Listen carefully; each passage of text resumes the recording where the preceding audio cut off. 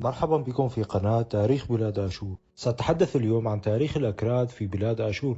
يعتبر الأكراد اليوم من أكبر الأقليات في الشرق الأدنى، وتبلغ أعدادهم بالملايين، منتشرين بشكل رئيسي في غرب إيران وجنوب شرق تركيا وشمال العراق.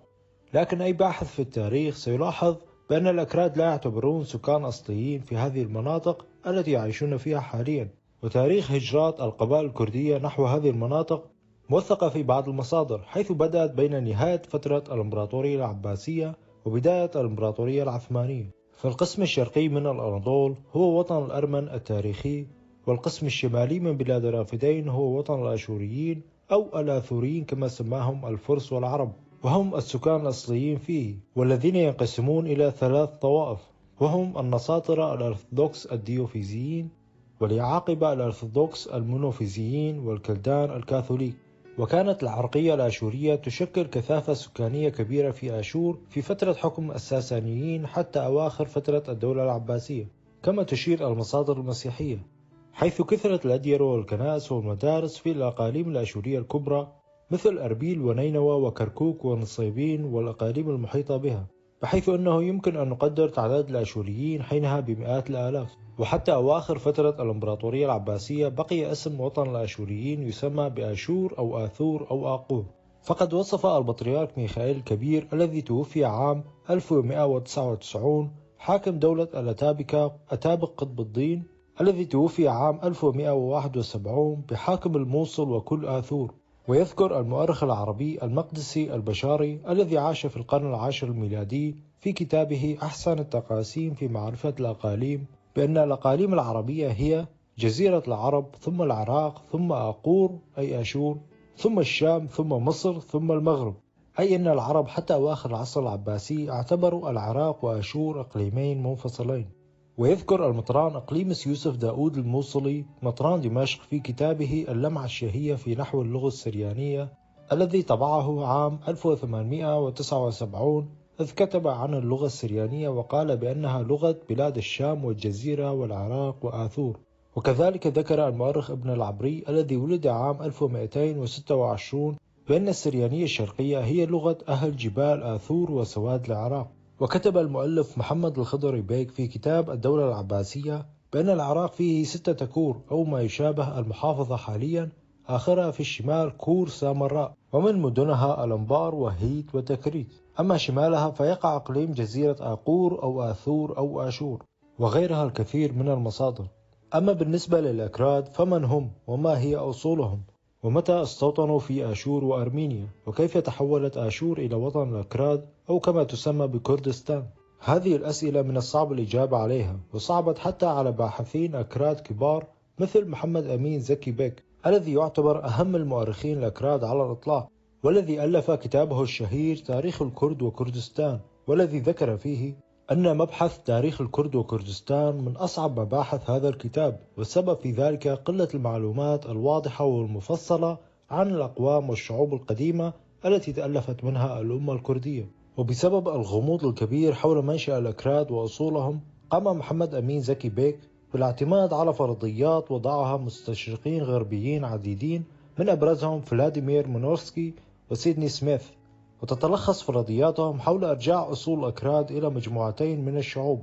الأولى هم الأقوام القديمة التي عاشت في جبال زغروس، والتي لم نكن نعرف عنها شيء حتى تم اكتشاف أخبارهم في النصوص المسمارية الأكدية والآشورية.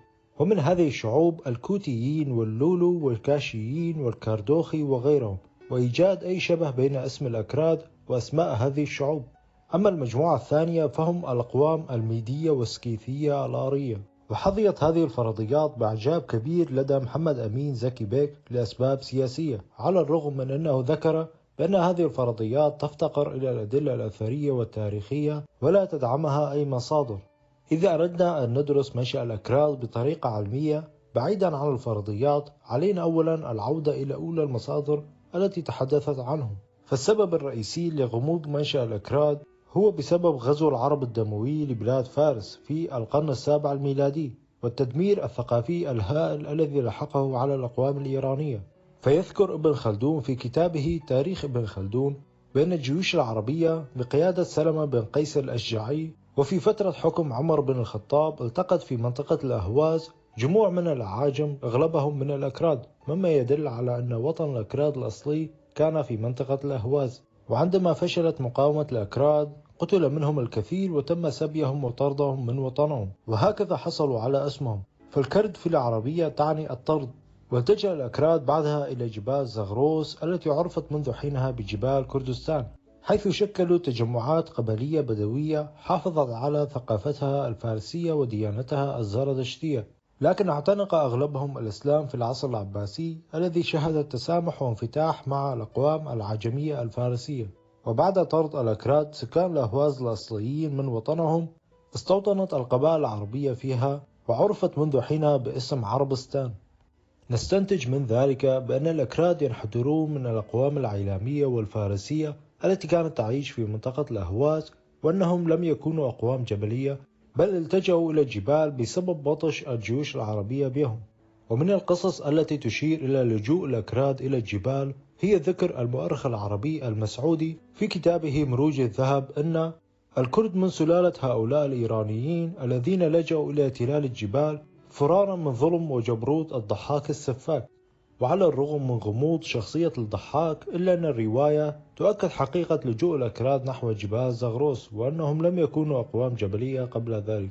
والخريطة التي رسمها المؤرخ العربي ابن حوقل في القرن العاشر الميلادي لبلاد الأكراد تشير إلى أنها كانت تشمل المناطق الجبلية شمال الأهواز وحتى حدود أذربيجان في الشمال، والعراق في الغرب، والهضبة الإيرانية في الشرق التي كانت تعرف بخراسان.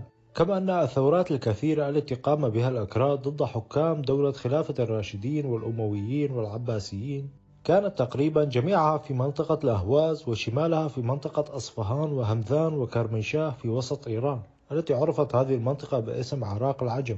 ففي عام 666 ثار الأكراد مرتين في الأهواز وفارس ضد حاكم البصرة أبي موسى الأشعري. وأيضا هناك الثورة التي قامت ضد الخليفة عبد الملك بن مروان في الأهواز التي قمعها الحجاج بن يوسف الثقفي. وفي عام 846 قامت ثورة كردية كبيرة في أصفهان والجبال المحيطة بها.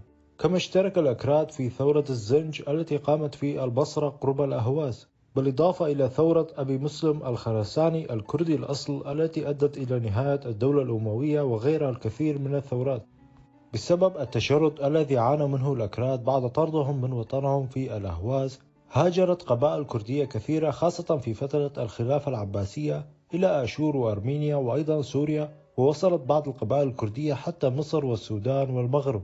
وبسبب استيطان القبائل العربية في المناطق الساحلية بين جبال زغروس والبحر المتوسط، كما استوطنت القبائل التركية في سهول الأناضول وأذربيجان، ارتكز نشاط القبائل الكردية الاستيطاني نحو آشور وأرمينيا. بدأت أولى هذه النشاطات مع اندماج بعض القبائل الكردية مع العرب، وأسسوا إمارات قبلية بدوية مختلطة مثل إمارة الحسنوية والعنازية والمروانية والقيسية.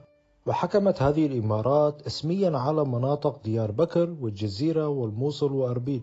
كما استقرت بعض القبائل الكردية في الموصل والتي كانت نشيطة في دولة الحمدانيين وأيضا دولة الأتابكة الزنكية. وكان الأكراد نشيطين للغاية في جيوش محمود غازان المغولي الذي استخدمهم ضد أتراك قرخان، كما أنه استخدمهم كما يبدو في المجازر والاضطهادات التي مارسها ضد المسيحيين وخاصة الآشوريين، مثل مذبحة أربيل عام 1310 التي كاد أن يقتل فيها البطريرك ياهوبالا الثالث، والذي يتحصن مع السكان الآشوريين في قلعة أربيل. وعندما اجتاح تيمور لنك بلاد آشور الذي ارتكب فيها إبادة جماعية بحق الآشوريين، ومن شدة هذه الإبادة تذكر بعض المصادر بأنه لم يبقى أحد حيا في أربيل والموصل والجزيرة. قدم الأمراء الأكراد الطاعة لتيمور لنك مثل الأمير عز الدين الكردي حاكم الجزيرة، والأمير علي حاكم أربيل، وسليمان حاكم حصن كيفة، وطاهر الدين حاكم مردين وغيرهم.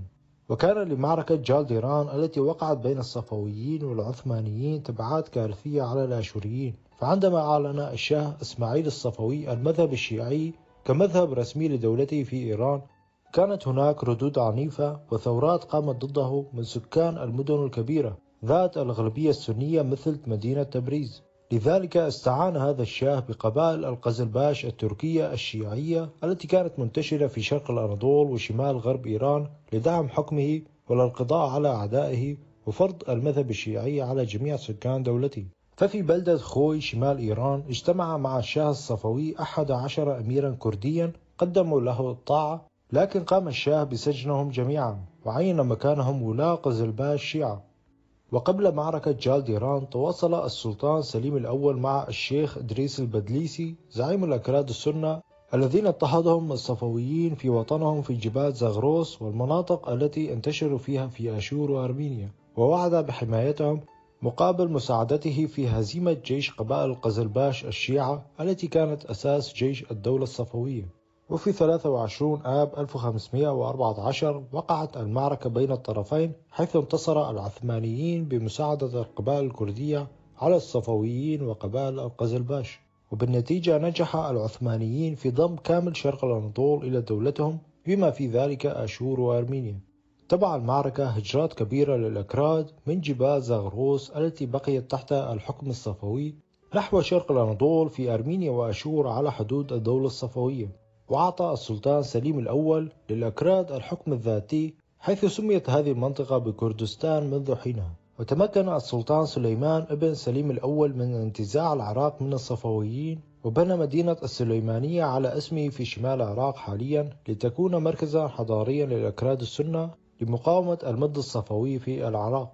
موجة الهجرات الكبيرة التي تبعت معركة جالديران التي كانت بمساعدة ودعم وتسليح العثمانيين مكنت الأكراد من إقامة إمارات قبلية دائمة، كانت أبرزها إمارة قبيلة بابان في منطقة السليمانية، وإمارة قبيلة سوران في منطقة أربيل، وإمارة بهتان على نهر دجلة شمال الموصل. وسكنت بعض القبائل الكردية في منطقة هكاري، لكن كانت الممالك الإقليمية الآشورية هناك تسيطر بشكل شبه كامل على هذه المنطقة، ومن أبرزهم أقاليم طياري وتخومة وجيلو وباز وديزن. وبسبب الدعم والتسليح الكبير للعثمانيين للأكراد الذين كانوا أهم عناصر الجيش العثماني في محاربة الصفويين وأيضا الروس في القرن التاسع عشر، استطاع الأكراد أن يتوسعوا ديمغرافيا على حساب الآشوريين والأرمن. فقد كانت حياة الآشوريين طوال فترة الاحتلال العثماني عبارة عن حرب لا نهاية لها مع القبائل الكردية التي استغلت كل فرص الفوضى والحروب لاكتساب المزيد من الأراضي على حساب الآشوريين. وكانوا يهاجمون قرى الآشوريين بقصد النهب، خاصة في أوقات الحصاد وقطف الثمار، وسط عدم مبالاة السلطات العثمانية وأحيانا بمباركتها. كانت من أبرز هذه الاضطهادات تلك التي مارسها محمد الرواندوزي الذي حكم إمارة سوران الكردية في عام 1813. ويذكر المؤرخ الآشوري هرمز أبونا في كتابه الآشوريون بعد سقوط نينوى معلومات عنه، حيث كتب: هيمن على الحياة العامة في بلاد آشور أي شمال العراق لمدة تزيد على 10 سنوات. كتب عنه المبشر لوري توماس المعاصر: وعرف عنه تعصبه الديني، واعتاد قلع عيون معارضيه، وإن أياديه ملطخة بدماء المسيحيين. وكان محمد الرواندوزي يطمح للاستقلال بإمارته عن الإمبراطورية العثمانية، وأيضا توسيع إمارته على حساب مناطق الآشوريين، حيث هاجم مناطق القوش وتلسقف وتلكيف والقرى المجاورة للموصل بتاريخ 15 آذار 1832. ويذكر الكاتب نبيل دمان وهو من أبناء القوش في كتابه الرئاسة في بلدة القوش: بلغ عدد القتلى من الرجال فقط 370 رجلا عدا الأطفال والفتيات، وقتل 7 كهنة من القوش و3 راهبات ورئيس الدير. ويدون العراقي روفائيل بابو في كتابه تاريخ نصارى العراق: وفي غضون 6 سنوات أو أكثر بين 1826 إلى 1832 كان محمد باشا أمير رواندوز يعيث فسادا في المناطق الشمالية العراقية، وقد قتل عددا كبيرا من المسيحيين، ثم أقبل إلى القوش وحاصر وأباد من سكانها خلقا كثيرا، ووصلت مجازره حتى منطقة طور عابدين التي قتل وخطف الكثير من سكانها. وفي عام 1836 نجح العثمانيون في القضاء على تمرده وإيقاف مجازره المروعة التي راح ضحاياها الآلاف. وما أن أخمد تمرد محمد الرواندوزي حتى اشتعل تمرد آخر بزعامة بدر خان حاكم إمارة بهتان الكردية وحليفه نور الله أمير أكراد هكاري عام 1843، الذين حاربوا والي الموصل العثماني محمد باشا للسيطرة على منطقة العمادية. وطلب الأكراد مساعدة الآشوريين في تمردهم ضد العثمانيين، لكن رفض الآشوريين ذلك، فهاجم الأكراد قلعة العمادية في صيف عام 1842، لكن فشل هجومهم وألقوا باللوم على الآشوريين لرفضهم الاشتراك في هذا التمرد. لذلك تحالف بدر خان مع نور الله مجددا في صيف عام 1843، لكن هذه المرة للهجوم على آشوريي هكاري وسط عدم مبالاة السلطات العثمانية في ولاية الموصل. وكتب الآثاري الإنجليزي الشهير هنري لايارد، الذي كان حينها يقوم بالتنقيب عن الآثار الآشورية في نينوى ودور شاروكين عن هذه المذابح البربرية الوحشية، في كتابه البحث عن نينوى، حيث يقول: وفي الحال رأينا آثار المذابح، وكلما كنا نقترب أكثر كنا نصادف آثارها أكثر وأكثر، حيث الجثث كانت ما تزال مترامية فوق شجيرات أسفل الجبل. وعندما اقتربنا من منحدر صخرة كبيرة رأينا أنه مملوء بجدائل من شعر النساء تشدها الأربطة وقصاصات الأقمشة، وكذلك جماجم من مختلف الأعمار، ابتداء من جماجم الأطفال الرضع وانتهاء بجماجم العجز العديمة الأسنان.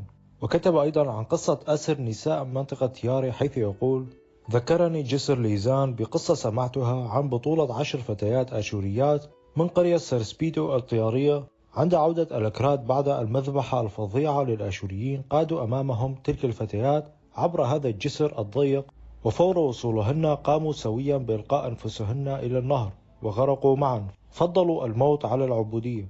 واستغل بدر خان تشتت الممالك الآشورية، حيث هاجم كل منها على انفراد، واستهدف بشكل خاص الأقاليم الآشورية الكبرى مثل أقاليم طياري ودخومة، حيث دمر الكثير من القرى وقتل الآلاف، كما قاموا بسبي العديد من النساء والأطفال الآشوريين الذين تم بيعهم كعبيد بأعداد كبيرة في أسواق النخاسة الكردية، خاصة سوق مدينة جزيرة على نهر دجلة.